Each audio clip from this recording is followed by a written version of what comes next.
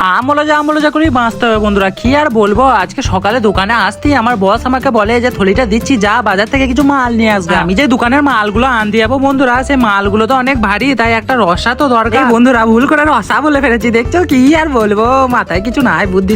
গাটার চিনো তো, সেই গাটার গুলো যেগুলোতে দিয়ে মালগুলো বেঁধে নিয়ে আসে ওইগুলো। যাই হোক, ঠান্ডা গুলো নিতে এসে দেখি দোকানটাই বন্ধ। কপাল খারাপ হলে যা হয় বন্ধুরা, কি আর বলবো তোমাদের। কি আর করবো, বুক ভরা কষ্ট নিয়ে এক আঙ্গুলে করে আমি আজকে বাইক চালাচ্ছিল।